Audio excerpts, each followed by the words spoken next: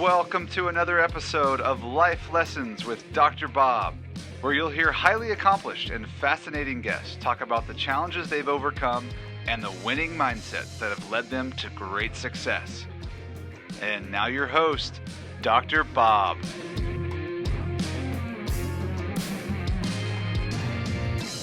Welcome to another episode of Life Lessons with Dr. Bob. My guest today is Dr. Carol Swain, a highly intelligent and accomplished woman who overcame severe hardships in her youth to become a tenured college professor, an author, and a highly sought-after spokesperson for conservative principles. Dr. Swain is an expert on race relations, critical race theory, and American politics. In addition to authoring 11 books, she has published opinion pieces in the New York Times, the Washington Post, the Wall Street Journal, Epoch Times, the Financial Times, and USA Today.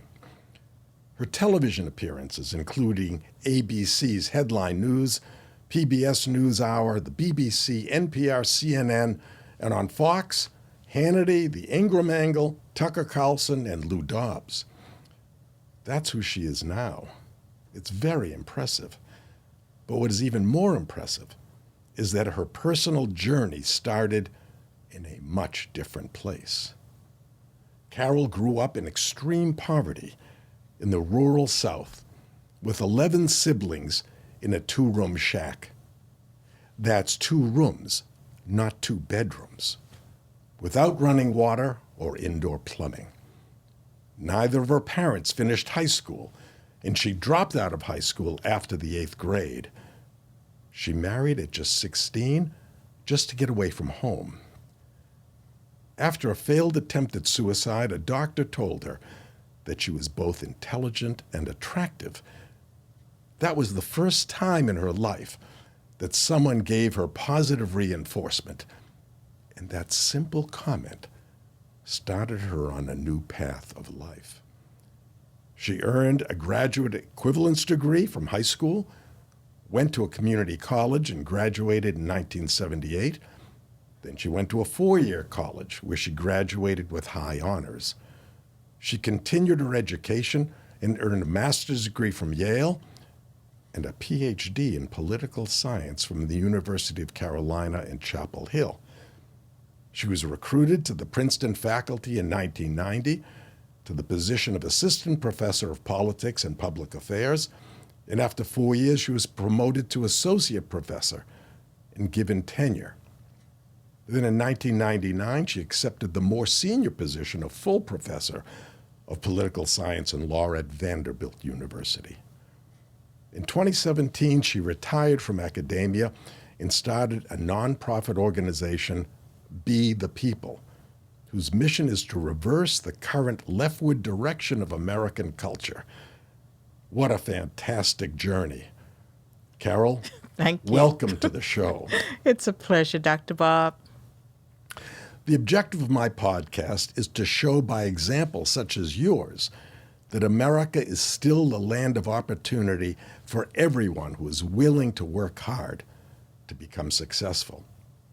Carol, tell us about the key elements of your character that you relied on during your journey from poverty to success. You know, when you're living your life, you don't think about, the things that enabled you to overcome.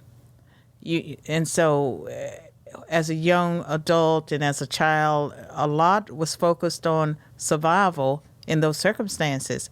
But now as an adult, I look back at myself and I know that I was always very determined. And I had a personality. If someone told me I couldn't do something, boy, was I going to show them that I could. Mm-hmm. And so all you had to do was tell me I couldn't do it. And it was like throwing the gauntlet down. Mm-hmm. Mm-hmm. And I would say that perseverance, because there were many setbacks, that would be part of it. And then later, again, as an adult, I was told that I have resiliency, that I'm a model of resiliency. And I know that for some of what propelled me to continue when I was getting my education, that was I wanted a well-paying job. And I actually had 2 marriages, the one when I was 16 and then I married again at 24, and I was in bad marriages both times. And at some point, I decided that I wanted to be able to support myself without a man's income. And so I had 2 children. That was a big factor to get through school as quickly as possible, to do well. And I believed in the American dream, and I was able to achieve the American dream. I believed that if I worked hard and I got an education, that I would be able to achieve my goals. And so I stepped out there, and it worked. But most people who were in your position when you were in your teens, for example, poor with little education, would have turned to social welfare. So why didn't you? Well, what made you different? Well, I can tell you that despite the poverty, my mother sort of had that Protestant work ethic of pride back then. And so even though her children, we would have qualified for free lunches. They had free lunches back then and free books. She did not want to take government handouts. Now, later she would relent, and she would take welfare, and really it sort of led more to her demise. But people around me worked.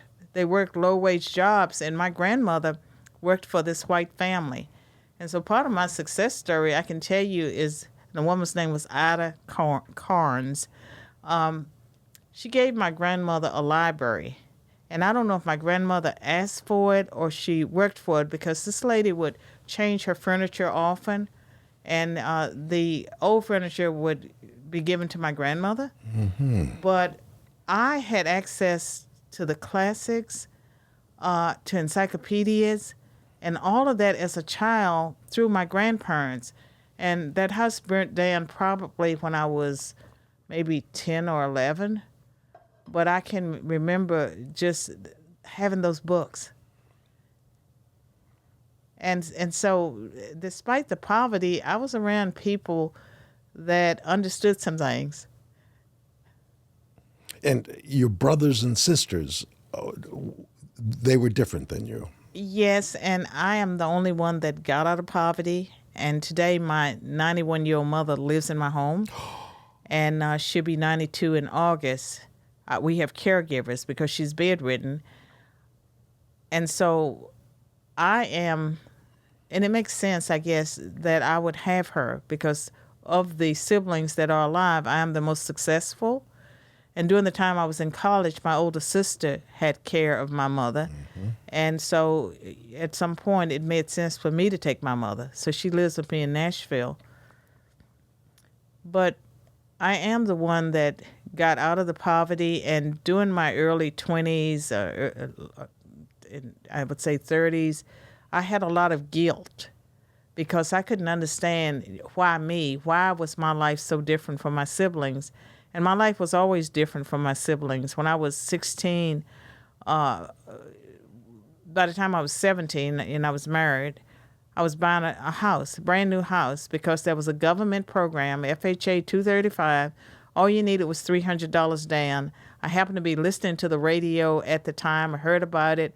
My husband had gotten his tax return. We applied, and we watched a brand new brick house being built from the ground up. And I kept that house for many years. And my life was never like my siblings. And so that caused me a lot of concern because it wasn't fair. Feelings of guilt. Yes. And initially, when I started being very successful, I would use my money, and give my money to people and in my family, and I was trying to help everyone. And then at some point, I realized I was not helping people, and I became wiser with how I help people. I still help them, but not the way I did at that time. And the turning point for me, as far as getting over the guilt, getting over that, was in my 40s. I had a Christian conversion experience, and I guess there are a lot of things I learned and I felt. But one thing I realized, as a child, I never fit in. at home, I always felt like I'd been dropped out of space, and around people that were not like me. And that part of my time, I was like a participant observer. I can remember watching them and thinking that they were so strange. I was really the strange one. My mother said I'd hide behind furniture and peer out. And you were the oldest? Second from the oldest. Second from the Second oldest. from the oldest. And so I don't know, but I knew I was different. I never felt that I fit where I was, and I never felt that I was supposed to be poor, that I had to be poor. And that was part of my experience. And I also I had sort of had a fantasy life, and I would sort of escape from whatever I was doing because I could go into my little dream world. And I think that was part of my being able to endure those circumstances. Tell me about your faith and how that evolved. I was always a spiritual person. Spiritual in what way? What does it mean? In the sense that there are a lot of people, I think, that are spiritual, that somehow they know that there's something bigger than them out there that's guiding their lives, because they have these synchronicities, things that happen that you can't explain. And so I had enough of those experiences to sort of know that there was something bigger than me. And I do believe in the spirit world, that there's a spirit world. And it was never satisfying to me as a child or a young adult when people would tell me there was no such thing as a spirit, because I knew better.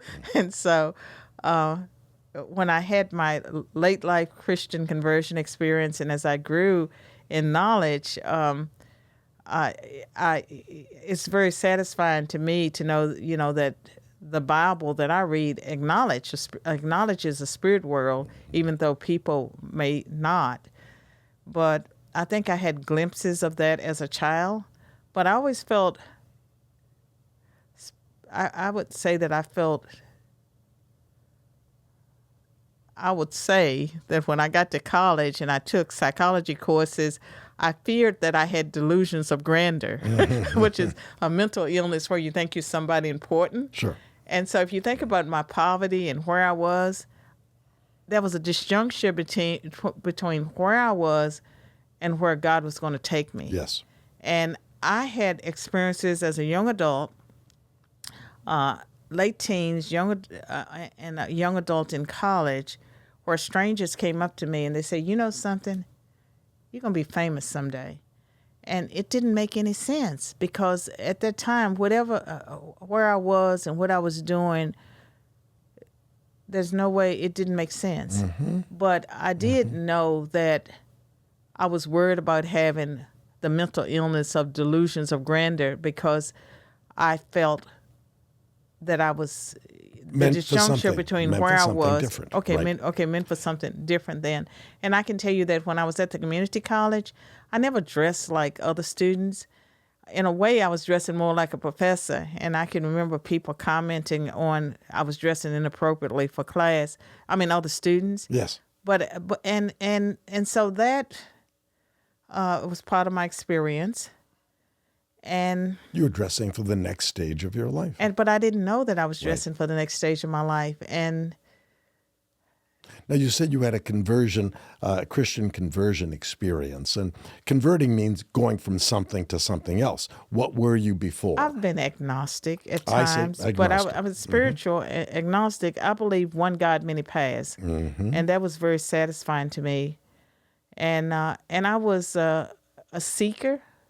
I would describe myself always as a sincere seeker, which, took me through New Age books, it's transcendental meditation, Eastern stuff, before I had my full-blown Christian conversion. And sometimes when I talk with people about faith, if you're Black and in the South, mostly you're born into a family that's Christian, and my family was Methodist, but the part of my parents, my mother, my stepfather, they were not churchgoers, but my grandparents they had been, and my grandmother was the daughter of a Methodist pastor, and ancestors had been missionaries to Barbados. Some of this stuff I didn't learn until maybe 10 years ago about that side of the family. And the Christian conversion came about in what way? What was the mechanism? Did you just say suddenly, I believe in Christ, or what happens? No, it wasn't like that. It was like I was always so goal-oriented. And like when Princeton hired me, and I had a Harvard press contract on my book. The first book came out of my dissertation. I gathered more data beyond the dissertation. But it never occurred to me that I was not going to get tenure at Princeton, and it was going to be early tenure. And during the time I was on the job market, I refused to apply for minority positions. And at that time, in the late 1980s, 1990s, they had minority positions where you could apply and you'd compete against other minorities, other blacks. I refused to do that because I was an American politics, major. Yeah, candidate. that was your expertise. And so with the Congress, that was my focus area. And when I was tenured at Princeton, it was a focus on Congress. Wasn't that many female or black congressional scholars, but I wanted to be a congressional scholar, and I wanted to apply for jobs to compete against everyone else. And you knew you were good enough. Yeah. And at Princeton, I don't know if you know John DiIulio. No. Okay, well, he was the head of my search committee. Well, his background was Italian. His father was a cop, and came from blue collar background.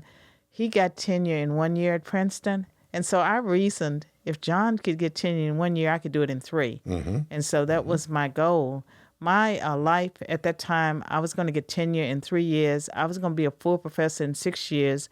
In 10 years, I was going to serve in a cabinet position in Washington, and then I would return to teaching. I had it all mapped out.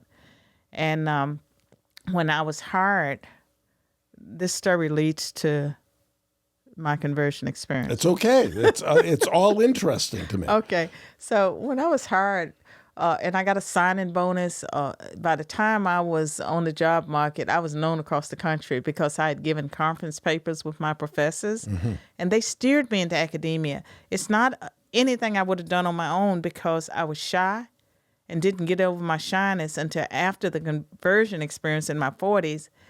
So it's just not something I ever said I wanted to do in my life. But because I was talented, I got this pressure that because there was this critical shortage of black professors and I had the ability to do it, I needed to do it. And I had the ability to be creative, that I could take, 6 courses and I could see connections. So I actually could come up with original ideas and had, professors take some of those ideas. But that was fine. I thought that was flattering. So when I was hired by Princeton and I decided to go that path, I got a signing bonus, and all the schools that pursued me got a signing bonus. And I told them when they hired me that I was going to do tenure. I was going to do it in 3 years. And I assumed that if John did it in 1, I could do it in 3. And it turned out that I went up in the 3rd year as I had planned, and I got it in the 4th year. And the deciding factor was I had outside offers that were offering me tenure. And I can remember that the chair of the department then... The chair of the political science, was it? The politics department at Princeton. Yeah. He sat me down and he asked me, he said, Carol, suppose we tell you things look good, wait a year, what would you do? And I said, I'd take one of my offers. And he said, now suppose we let you take one of your offers, can we get you back? I said, no, absolutely not. I spend the rest of my life proving what a mistake you made. Yeah. And so I got my early tenure. You did? I got it. Yeah. And so... And were you an associate professor then? Yeah. And so I had fulfilled my goal, but it was not good in the sense that tenure is usually 7 years, and they would have preferred that I waited. And as an assistant professor, you sort of protected from the full workload. And so I got my tenure, but I was just so disillusioned because I had won 3 national prizes. I won my first book won the prize for best book, the Woodrow Wilson Prize. It's the highest prize a political scientist can win. What was the title of that book? Black Faces, Black Interests, the Representation of African Americans in Congress. And the book, I used qualitative and quantitative data. I traveled around with white and black members of Congress and concluded that a political party was more important than the race of the representative. And as long as blacks held the views they did, they'd best be represented by Democrats. Consequently, it didn't make sense to create majority black districts because majority black districts elected more Republicans. And then the book talked about what would happen if the Democrats lost, what would happen to black power if the Democrats lost the Congress. That hadn't happened in 40 years. It happened a year after my book was published. But that book made a big splash. It won the award for Best Book on Congress over a 2-year period. It shared the prize for the V.O. Key Award for Best Book on Southern Politics. And what the question that motivated it at the time was, the argument was out there that there were only 2 districts left at the time, Peter Rodino and Lindy Boggs, white representatives of majority black districts, and that as soon as those districts were taken, that black representation would end. And my research question was, is it true that only blacks can represent black interests? And I concluded that it wasn't true, and that your best representative might not be someone of your race or your color. And so the book was considered prescient because it talked about what would happen, and that hadn't happened in 40 years. It happened a year after the book was published, that the Republicans took over the Congress. And a lot of the blacks that had seniority, when they realized that they were not going to get the Congress back right away, they left, so they lost all their power. So, okay, I had gotten my tenure. I was a hot shot. I was miserable. And that misery sent me on this spiritual journey. Back up. Why were you miserable? You were teaching great courses? It was so empty. It was so empty. I mean, like, I worked so hard. So the prize wasn't a big deal when you won it. Is that the point? Do you know something? The kind of life I was living then, that I had already anticipated that I was going to win prizes. And so when I won the prizes, it was just a relief because I was expecting it. And so I didn't really enjoy it. I see. Okay. All right. It's unusual. Usually when people work hard to win a prize, boy, they party. Right? No, but what I'm saying, if you have already anticipated that you're going to win something, you can be disappointed or you can be relieved. But there was no great joy that came from it. And people said to me, now that you've won the Woodrow Wilson Prize, how are you going to top yourself? Because that was the career award. There is that. What do you do next? When you've climbed the highest mountain, what do you do next? And you know something? A part of me wanted to show, because I was always about showing people stuff, that someone from my background could go to Princeton and they could get tenure and they could do it early. That was part of what I wanted to show. And then once I had achieved that goal, it was just the emptiness and depression. I had always struggled with depression. And so all of that came back full force. And that sort of ignited a spiritual quest or journey that culminated with my Christian conversion experience. And I guess the most dramatic part of it was, it was definitely a journey of me, reading, exploring, having the supernatural things happen, having dreams I couldn't understand. But I was in a medical hospital for a medical condition, and I had a experience where it was like my life played in front of me with a narrator, and this narrator was showing me different points of my life, the choices I had made, and telling me to choose. And at that time, I knew that I was unsaved, that as a Christian, I knew I was unsaved. But I chose Jesus in that experience. But I was thinking I was dying. And then when I didn't die, I was really confused because I had heard all of my life that before you die, your life plays in front of you. I had not heard the version where your life plays in front of you and you live. So there was a black pastor. He was a black Pentecostal chaplain at the Princeton Hospital, and that's something that you would not expect to find, because that community is so affluent that you'd get Catholic, you'd get Lutheran, Episcopalian. What was he doing there? What was he doing there? And so he talked with me about Jesus, and there was a black cleaning lady that threw a book in my bed about Jesus that I still have, and that got my attention. And that pastor arranged for me to go to a church. He talked to me about salvation, and I got baptized. He arranged for me to get baptized in a little church in Trenton. And for about 3 months, I attended that church. And then I came in, and they were doing, Pentecostal is a very effusive denomination.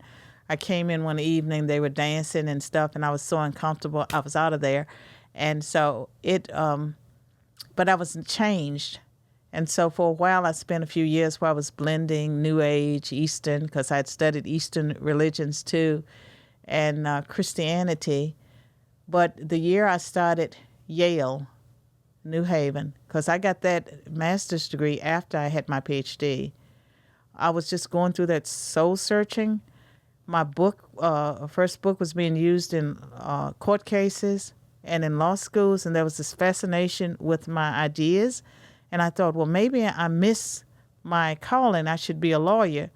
And so I went to Yale, and I did a 1-year program in law to see if law was what I should do. And what I realized was that what made me unique that people liked was that I didn't think like a lawyer.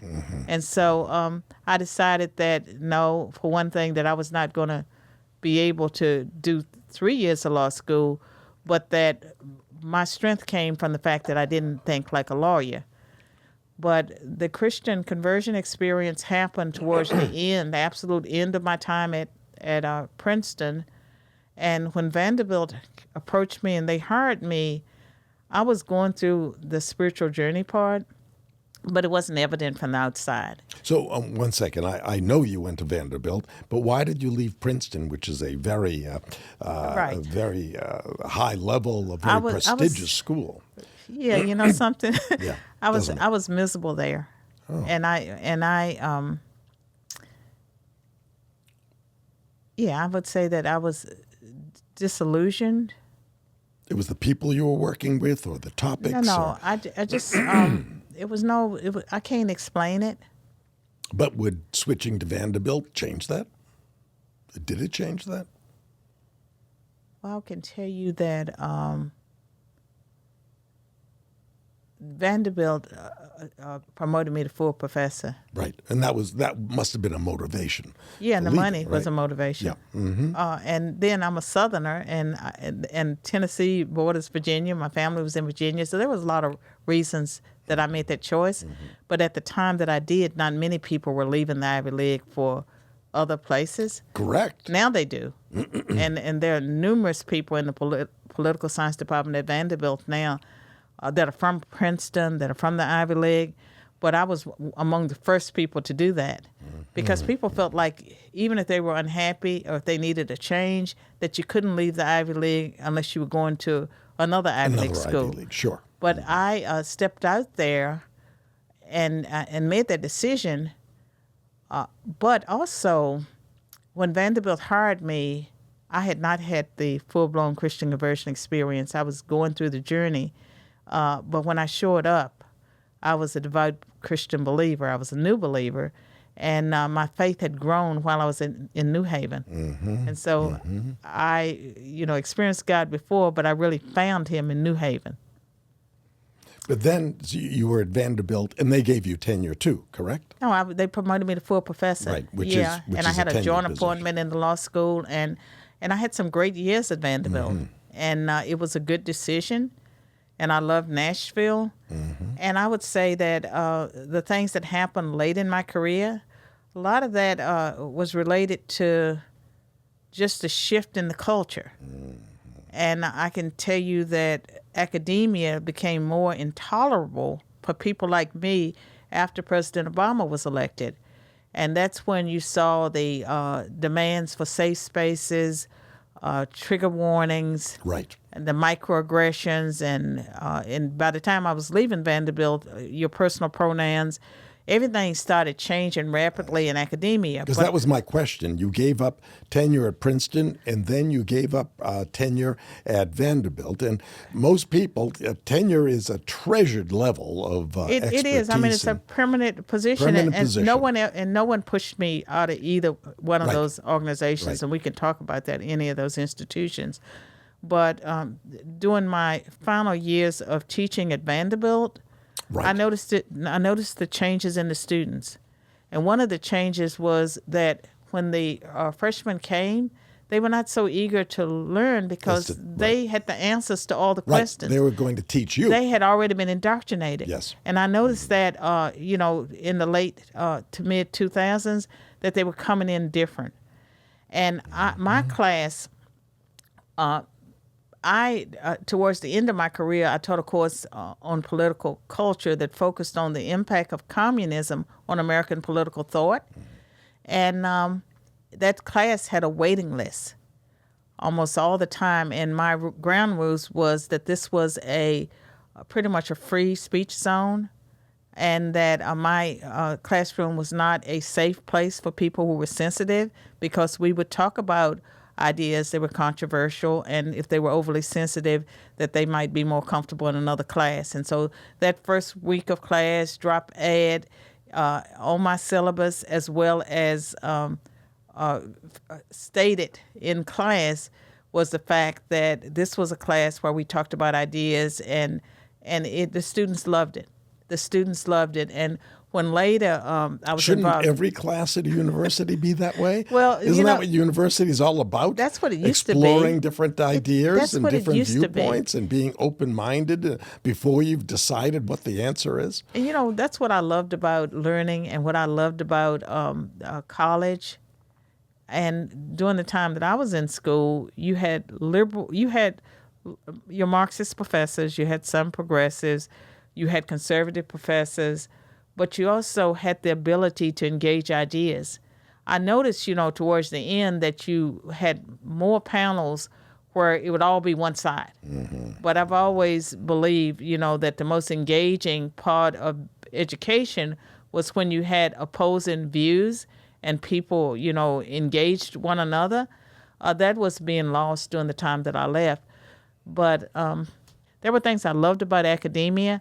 I loved the students. I loved watching them come in as freshmen and being there over the 4 years, and, seeing them 4 years later when they are young men and women, being part of that process. And I loved the rhythm of campus, the fall, when the new students came in, and just all of that was so much a part of my life that when I left academia, I was very sad. But you left because the culture was changing. I mean, I read that there was a petition by some students at Vanderbilt that demanded that the college suspend you from your job because, and I'm going to quote from this, over the past few years, Professor Carol Swain has become synonymous with bigotry, intolerance, and unprofessionalism. Now, that's what they claimed. Well, I mean, some of those students were not even Vanderbilt students.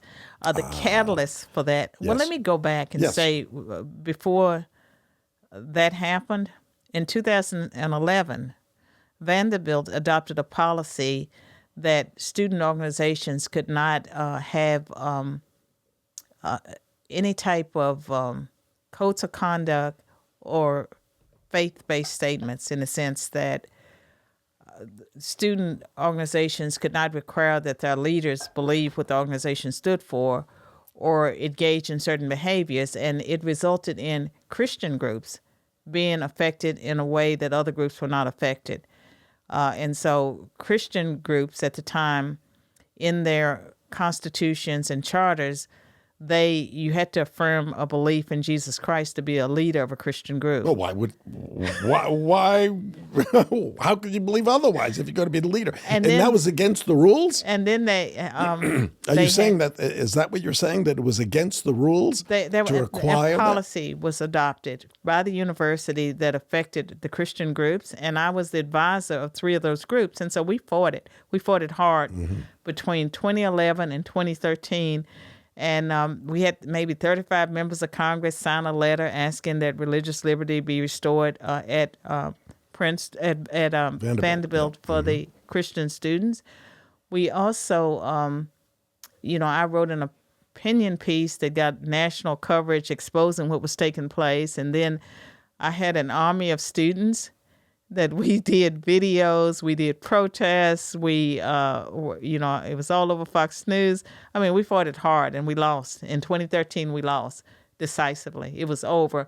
And the students graduated and went on with their lives. And the new ones that came in didn't know what it had been like before. And so 15 Christian groups lost their student recognition. They could not have tables at student fair. And it's still the case. Ooh. They could not use the email system. You could have a communist group. That would be okay, but you can't have a Christian group? If you had a requirement about leaders of standards. And it was something that affected the Jewish groups. And the groups one of the groups that came to our support was the secular humanist group.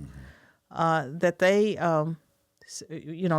offered support for us, but we lost. And I was the faculty face of the protest. So and that's why they wanted you fired. Well, let me continue. 2013. 2015, on January 7th, 2015, do you remember what happened? No. We had I can barely remember yesterday. Well, the Charlie Hebdo attack in Paris. Oh, the Charlie Hebdo. Yes. Hebdo. Charlie Hebdo. No. Okay, that happened. And then, so that was January 7th. January 15th, I had published in the newspaper an opinion piece about Islam. Yes. Where I criticized Islam and I said it was not like other religions. It is that not. It was a threat to us. And that we needed to do a better job of vetting the people who came into this country, and that they needed to adhere to our Constitution and our way of life. And it was one of those things that I probably dashed out in 2 hours. I mean, my heart wrote the piece, and it got published. And the day after it was published, I actually knew that my career was over because of the reaction. It was so fierce. And I was known for provocative ideas, and I've always been in the forefront, like with affirmative action. I've always said it should be means-tested, race-neutral. So I was always saying things that other people didn't necessarily agree with. Even my first book, where I said that blacks could represent whites and whites could represent blacks, and that race wasn't all that important. That was controversial. Outlandish. And so with that piece, it was different. And so there was some people that wanted me to apologize, and I don't do that unless I'm sorry for something I did, and that's not very often. Sometimes, but not often. But I'm not one of those people that when there's pressure that I retract what I've said. And there was a protest, and one of my students sent me the email that came from the dean of students' office saying that this terrible thing had happened to their community. Oh. And that counseling was available for any student that had been injured. And so all of these things. And so the student told me there's going to be a protest and you might want to stay away from campus. I was already on sabbatical.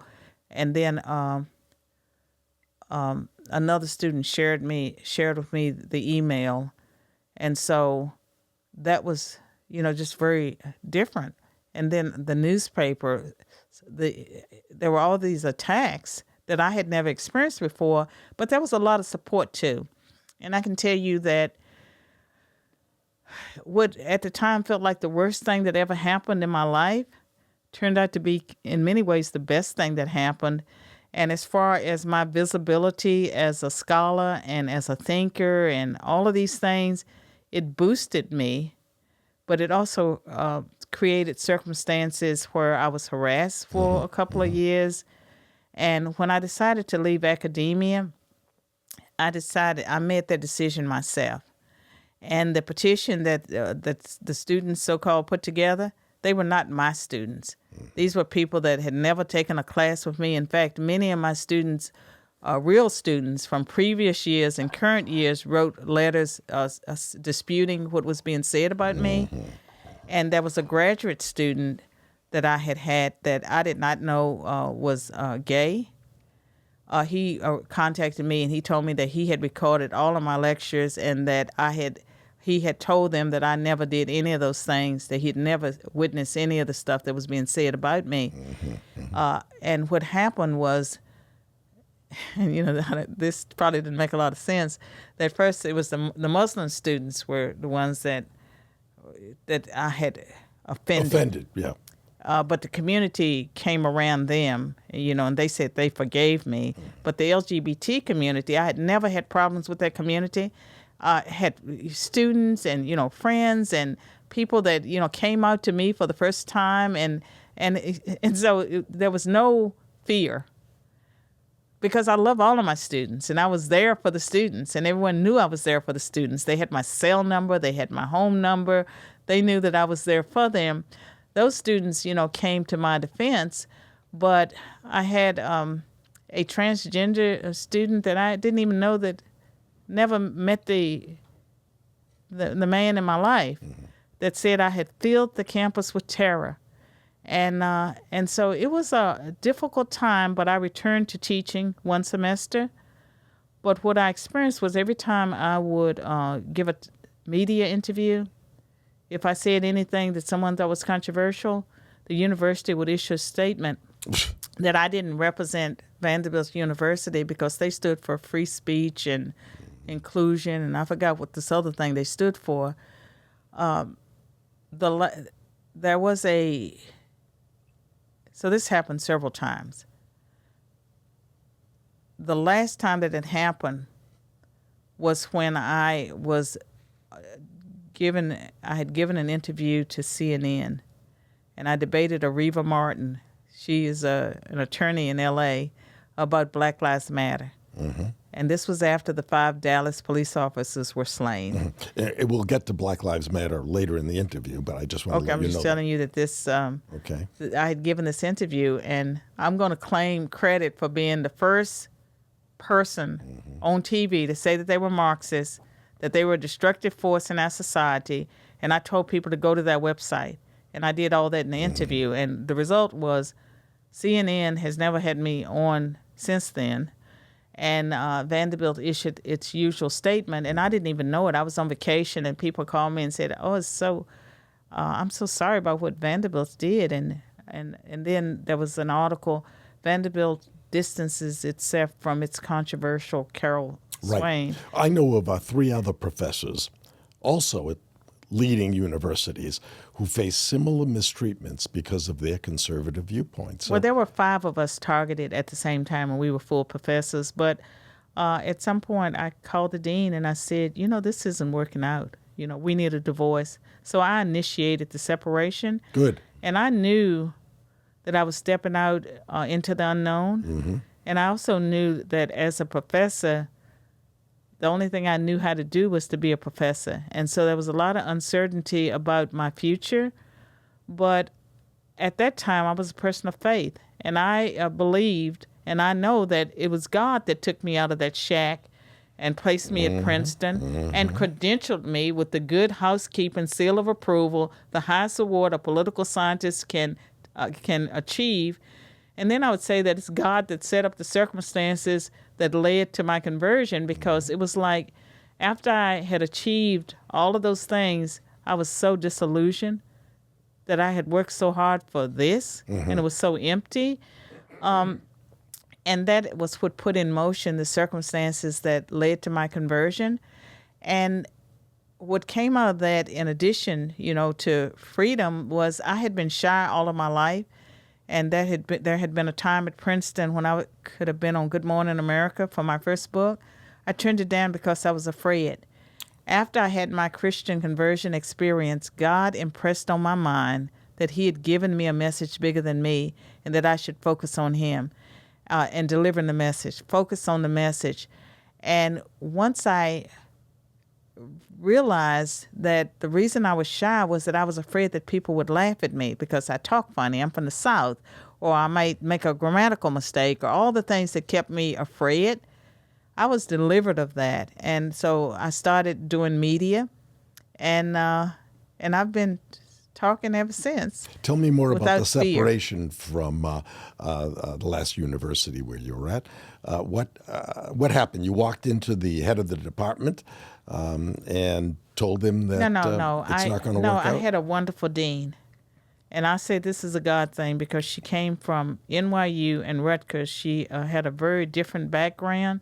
She was not from the internal system, and she really cared about her faculty. And she helped me, and and she's at Yale now, and I really, it was easy. That part was easy.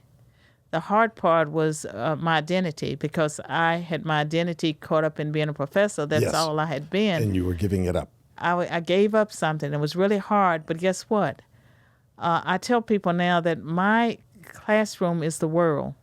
And PragerU has been a factor in that, because my videos, my individual videos, Reach hundreds of thousands of people. Millions. Millions. Really? if You have you- millions of views. I have one video that has 28 million views, but if you take the Prager, I did interviews with Will Witt and Candace Owens, and I have 5 PragerU videos. Altogether, last year when I calculated it, I had reached over 78 million people. And then I was in Dinesh D'Souza's Hillary's America. I've been in the Uncle Tom film and many documentary films, numerous ones. I have reached millions of people, and my classroom is the world. And when I'm out and about, I run into these children. Sometimes they're 10 and 11. Sometimes they're adults. They've seen one of my PragerU videos, or they've seen me somewhere.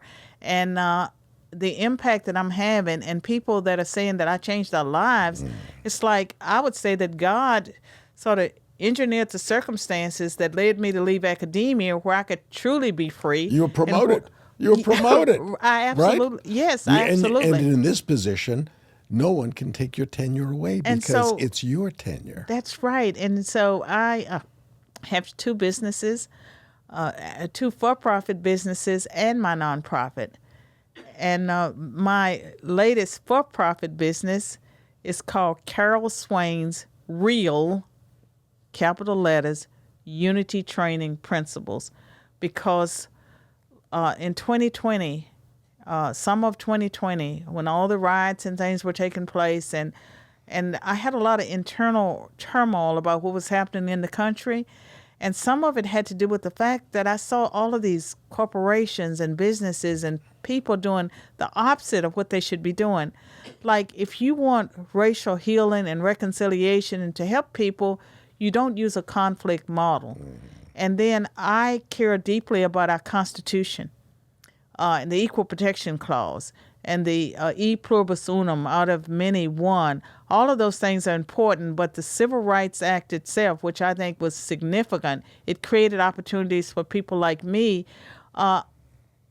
We as a nation decided that we would not tolerate discrimination on the Right. basis of race. That was then. That was the America then. And that Civil Rights Act protected all Americans, and we have an equal protection clause. And when I saw all of these things being violated, I felt that so many companies were just using the wrong approach, and that the right approach would be, you can talk about civil rights, you can talk about the law, but it has to be in the framework of civil rights, non-discrimination. Absolutely right. And Now, so- if I ask a random person, Yes. which political party in America is most committed to civil rights, they'll likely answer the Democrat Party. The Democrats have been very successful in deceiving millions of people. And I can tell you that as a professor, when I was in academia, there's just so much that I just accepted because that's what I was taught.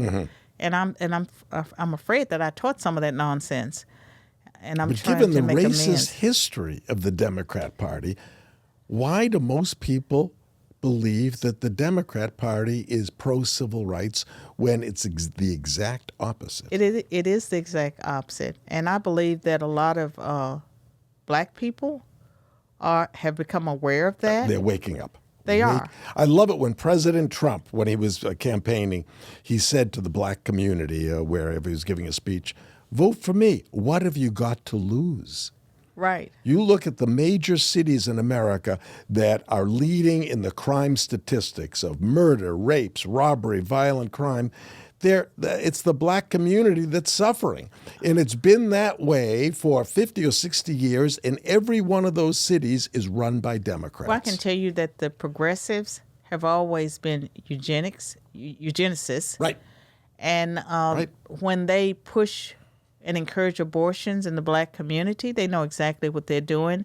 And they also know that they defund the police movement will harm black people more than white people because black people have the greatest need for police protection. Absolutely right. And so almost every policy that they put in place, even the resegregation, how are the Democrats getting away with advocating resegregation in colleges and schools? Separate graduation ceremonies at Harvard for blacks or for people of color versus white. Can you Separate class separate sections. dormitories. Separate class sections, and they have used black leaders that they have trained to be revolutionaries to be their mouthpieces. And so they're pushing for things that harm their own group, that destroy their own group, that strip civil rights from their own group. They have black people out there that are pushing for those things. And that's the reality of where we are. Black Lives Matter is a perfect example. Go into more detail about Black Lives Matter. Well, what I find so fascinating about Black Lives Matter is that as soon as you say Black Lives Matter, all the white people felt that they had to get behind it. Had to get behind it. Well, the saying, the words are fine. Well, right. They could not distinguish between a slogan. The slogan. That's a truth statement. Black Lives Matter. All lives matter. All lives matter. White lives matter. That's a truth statement. But it's the Democrats and the progressives have been so clever with words because it's also an organization that's Marxist. Total Marxist. And I've seen interviews with the heads of the organization, and they talk about their belief in Marxism. They say that they are training. trained Marxists. Right. They say that on the record. Well, I don't know if you know that there is a new film that will be released. I don't know when this is going to air, but this is going to be released August 12th of this year. I'm not aware of this. It's Uncle Tom 2. And they actually interview or have film footage of the white progressive Marxists that trained the Black Lives Matter founders, and they have been responsible for training a lot of black revolutionaries. And so these people are tools being used by white progressives to advance a Marxist agenda that has nothing to do with the betterment of black people. Right. Nothing to do with it. And so a lot of people have been deceived, and what really... And corporations gave millions of dollars to the organization. And what has happened, with the current administration, they have pushed the agenda, the critical race theory. Diversity, equity, and inclusion doesn't mean what it meant 10 years ago. They have changed the meanings of these words, and it's all about pushing the Marxist agenda that's very destructive to racial and ethnic minorities, but also to race relations and to our country as a whole. Race relations before Obama were in pretty good shape, I believe, absolutely right? was. And so we could talk about, being a post-racial society. That's right. And it was like the Marxists, they have always destroyed everything. They are about destruction. They're about pitting groups against each other so that there is anarchy. And that's what they're looking for. And I don't know if you believe this, but I believe that this is Obama's third term. We're watching Barack Obama manipulate the administration. He is the administration. Here's what I believe.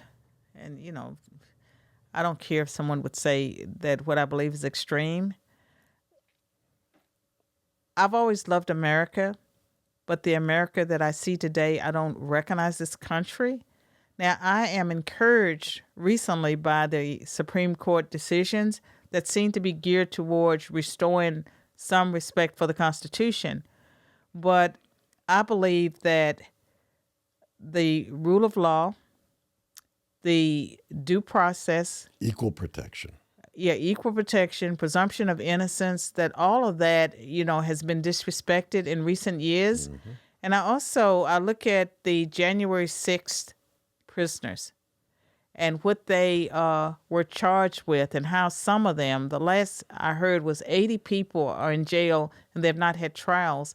That in this country now we have political prisoners. They're political prisoners. And we have the agencies of government used against people in a way that is clear that it's political, that they can pull you out of your home in your underwear. FBI arresting people instead of someone calling on the phone saying, we're going to investigate this, show up.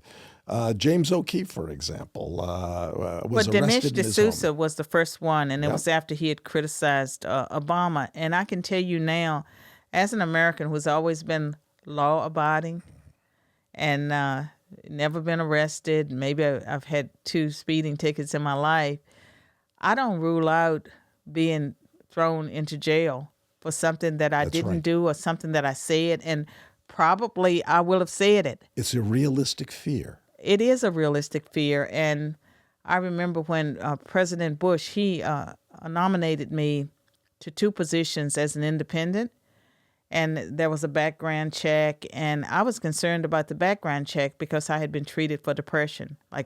Part of my early struggle was with depression, and the FBI agent said, "Have you ever tried to overthrow the U.S. government?" And I said, "No." He said, "Well, you're good." Well, if they were to ask me that today, I don't know what the answer would be, because I know I firmly believe that my conversations at times have been eavesdropped on. I'm sure. And when the Obama administration took over, that was when I really became more activist. That's when I wrote my book, Be the People, A Call to Reclaim America's Faith and Promise. And when I look at the current administration and the things that are taking place in America, sometimes I feel like our nation has already fallen. I feel like that China is the world power, that we are subservient to China, and that part of what's taking place in Ukraine is about taking Russia out so that China can be the world power. And I realize that some people are not able or uncomfortable with hearing these things, but this is what I see, this is what I believe, and I refuse to be afraid to speak the truth that I believe I am called to speak, and that is some of the truth. And I believe that as a Christian, that it's been very easy to be a Christian in America, but that America today is post-Christian, and that we are going to suffer just like Christ did. The Christian walk was never supposed to be like a cakewalk. It was never supposed to be a bed of roses. It has been in the United States. I think that's changing rapidly, and that we have to be prepared because we don't know what's going to happen. You can lose your life because of your views, and I hope for myself that I would always be faithful to the end, that I'd not compromise, and I hope that I would not apologize for things that I mean to say. Well, there's a great book that I'm sure you've read, George Orwell's 1984. Yes, and I feel like we're living an Orwellian nightmare, that George Orwell was a prophet. I just reread that fantastic book. And in it, the protagonist, I forget his name, is talking to himself about, is 2 and 2, 2 plus 2, 4? He says, I know in my heart 2 + 2 is 4, but Big Brother, the society is telling me that they can define it as 2 + 2 is 5. Now, when I read that book when I was young, I said that's crazy. But we are now living in a society where they say men can have babies.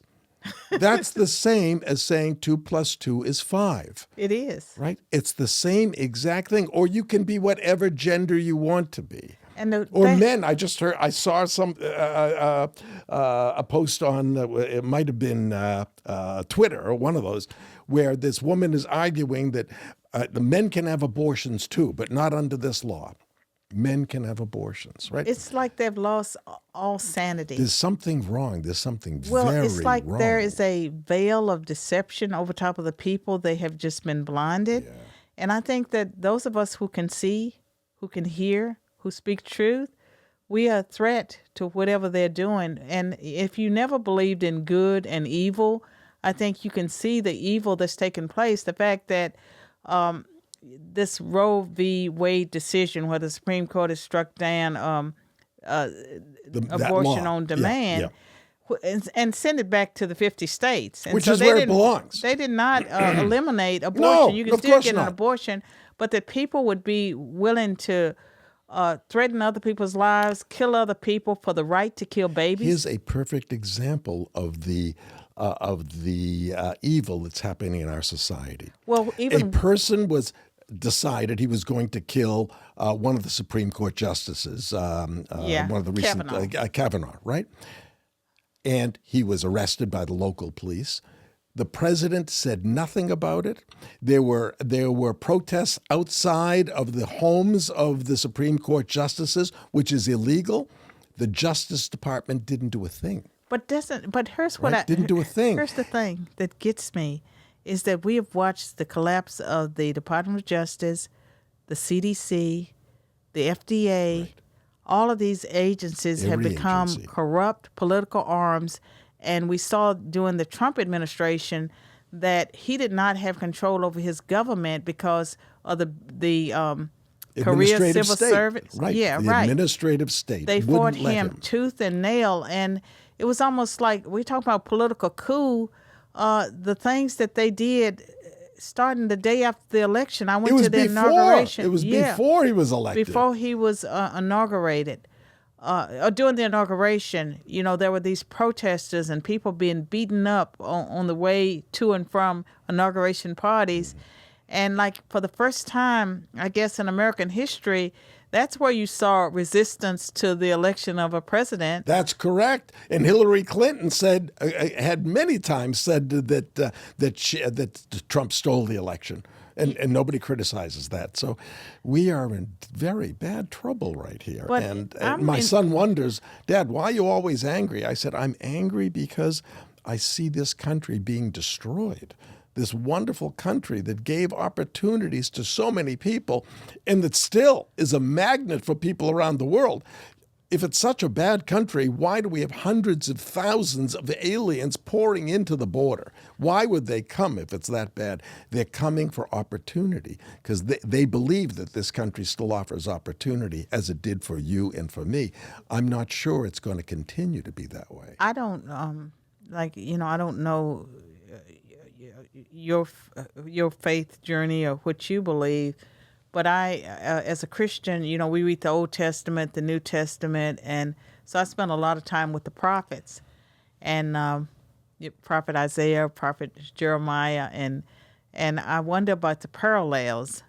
And I feel like if God is God and he still judges nations, then America would be judged, and our destruction would be our own doing, because we were the ones that chose to do the things that have led to our downfall.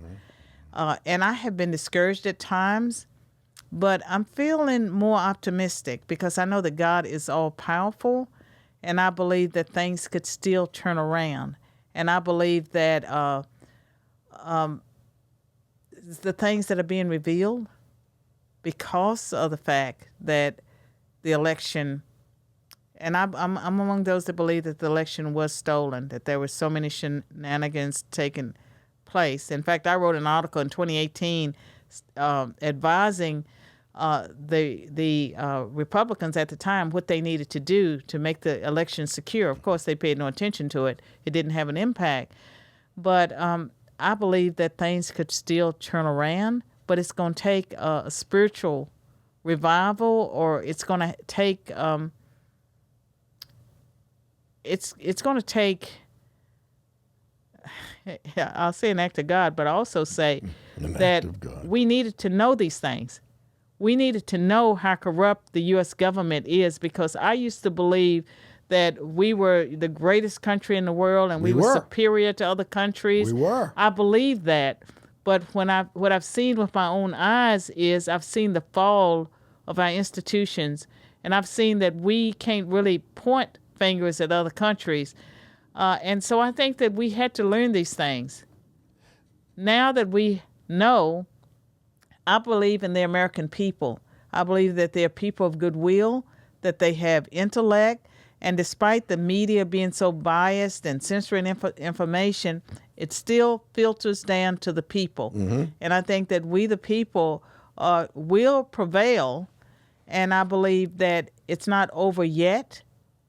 And so with I'm people still like you encouraged. fighting at the forefront, fighting at the front line, in particular with the Be the People project, and I'd like you to tell us, it's commercial time, tell us, sell me on the Be the People project. Well, let me tell you about Be the People. That concept of Be the People, it's a play on We the People, the preamble of the Constitution.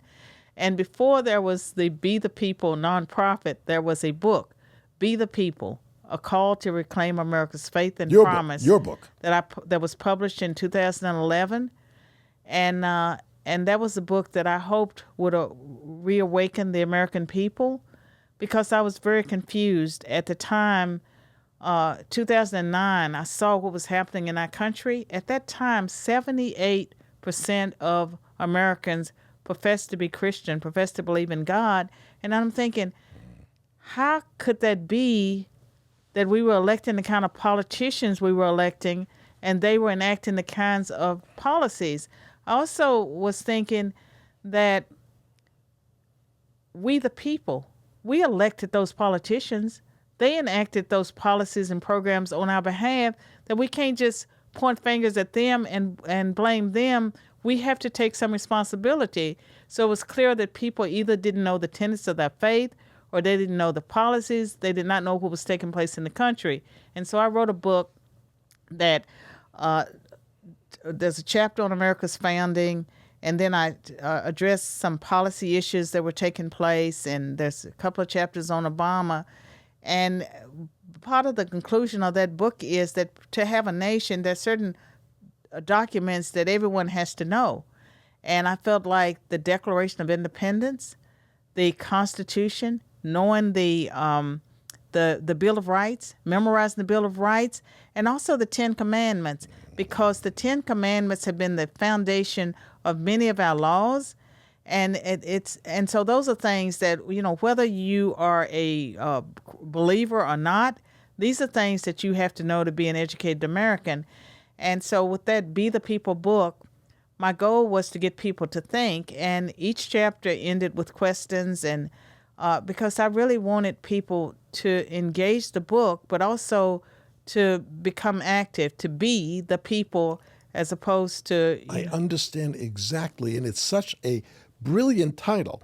The Constitution, is it the Declaration of Independence that says "We the People"? Preamble. The preamble. That's it. We the people, and by saying "Be the People," you're saying be those people back then who say "We the people." Our nation. Reclaim the nation. And so the nonprofit was incorporated in 2011, and because I was doing a lot of things. I didn't have time to develop it, but in the last couple of years, I focused more on it.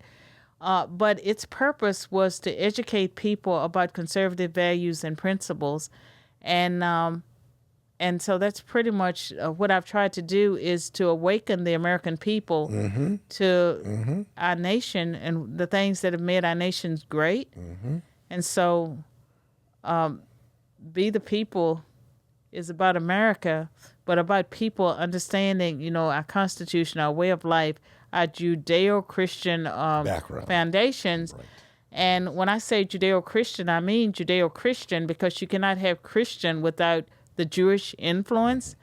And if you read books such as, I'm going to forget the names of these people, but the Godless Constitution, there's a book that written by scholars that were not particularly religious, but they argue that the people who founded this nation were deeply religious men and women. Absolutely. And they right. cared so much about religion that they decided to have a constitution written in a way that it did not mingle the two directly. You know, the Constitution was signed in the year of our Lord, but that it wasn't because these people were not deeply religious. And even those that were deists knew the Bible, and they were well-versed.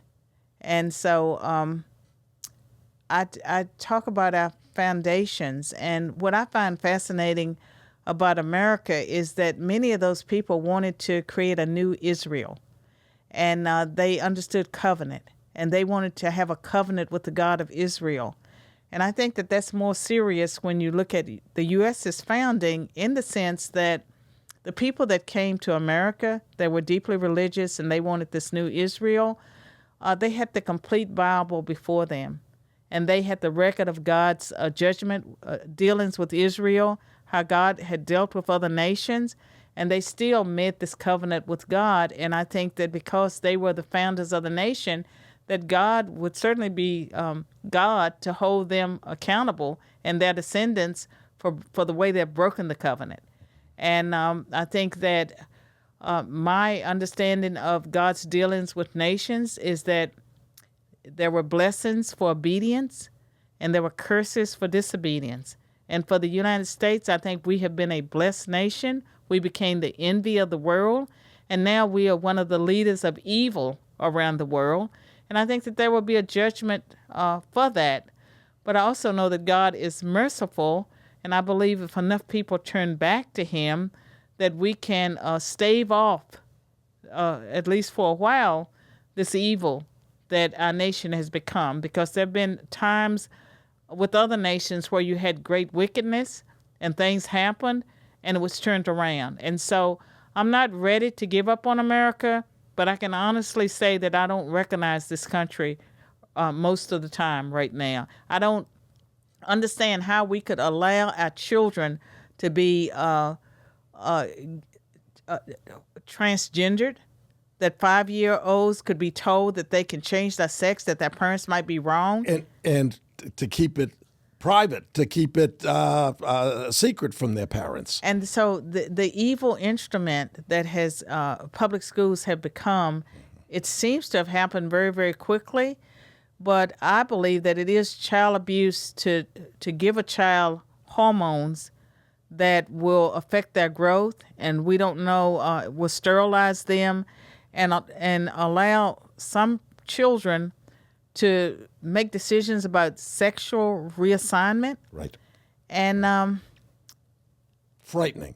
It's absolutely how frightening. did it happen? It happened so quickly. And pornography in libraries. I know, and that just happened so quickly. But because of COVID, and No, that was a blessing of COVID, that parents found out what their kids were learning in school. I know that was a blessing of That was a COVID, but I blessing. would say that Donald Trump having the election stolen may be a blessing too, because we wouldn't know how corrupt our government was unless these things had taken place. And then the double standard, the unequal justice that you see taking place, that if you're a Republican and you're accused of a crime, they're going to bankrupt you and then find out that you're innocent after you've Doesn't matter. mortgaged Too your late. home. Too late. And all of these things. And you get thrown into jail for a protest, whereas other people can commit great acts of violence, harm police officers, and they get to walk. Get to walk. And then Get this to walk. Ashley Babbitt, I mean, she was murdered. Right. She was By murdered. a police officer. And it's on film. No consequences. No And there was consequences. also a second woman that was that had collapsed, and she was beaten by a police officer. This was a black woman, and there's video footage of the crowd begging the officer to stop and to get treatment for the woman. That didn't happen. And so there was another woman that died unnecessarily. Both of these were white women. And so there is a two-tiered double standard of justice in America that's clearly unacceptable.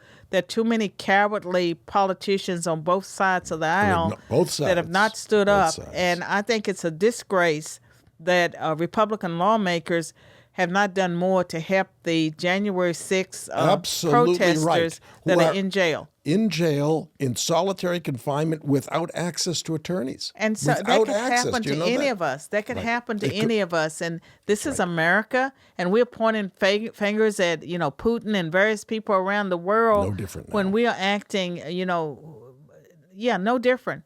No different at all. And we are silent when it comes to China. Oh, yeah. Well, that's because the Bidens are corrupt.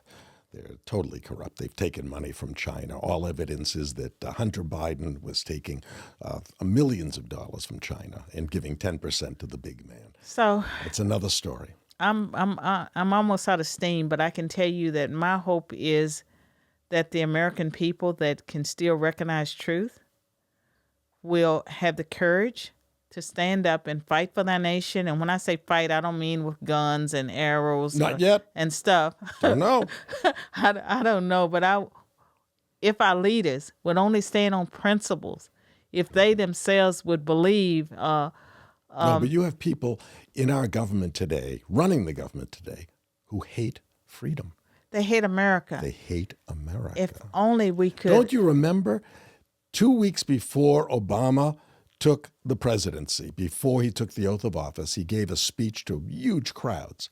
And he said, we are 2 weeks away from fundamentally changing the United States of America. How could we forget? He said what he was going to do, and that is exactly what he's been doing since he became president, including now during Biden's presidency, where Biden is just a puppet. It's quite clear. So we have a battle to fight because we are fighting evil right now. It's not just a different opinion. I remember growing up in America where the Republicans and Democrats, it didn't really matter. Everybody loved America. They did. They loved America. Like during Tip O'Neill's days? Tip O'Neill and Ronald Reagan. Yes. They both loved, powerful men, loved America, saw it through a different lens about how to make it better. But now we have people in charge who hate this country, and that is the threat that is before us. That is the challenge that is before us. Well, one of the things that I have encouraged students to read and people to read, in addition to George Orwell, and we reread that in my classes, as well as the Communist Manifesto, is Saul Alinsky's Rules for Radicals. And it's so clear how the left never strayed from the playbook. And so they use that playbook. And I've always said brilliant man. Brilliant. Evil, communist, but brilliant man. He saw how to do it, and that's what they're doing. But conservatives, I believe, can... We don't have our own playbook. That's the problem. No, but I mean, even though they can use some of Saul Alinsky, and I believe that one way to help turn things around is that you have to use that strategy of infiltration, keeping your head down low until you get a critical mass. But at the end of the day, I do believe that there's no political solution to what ails our nation, that it will be a spiritual solution. And I believe that the people that are doing this great evil are a tiny minority. There's more of us than there are of them. Of course. And so I want people to be encouraged. And that the things we see with our eyes, that it may look bad, but we're not seeing the full picture. And so I think that we have reason to be encouraged, even though there's a lot, that seems dark. More people have to be joining you in being on the front lines in this battle. Well, I think that some of us are called to be on the front lines, but I am encouraged that there is an army of young people. And, Prager, you is doing great work. Blexit is doing great work. Some of Turning Point USA, Clara Luce Booth. These are young people, organizations involving young people. and my organization, involves young people, and I have the Be the People nonprofit.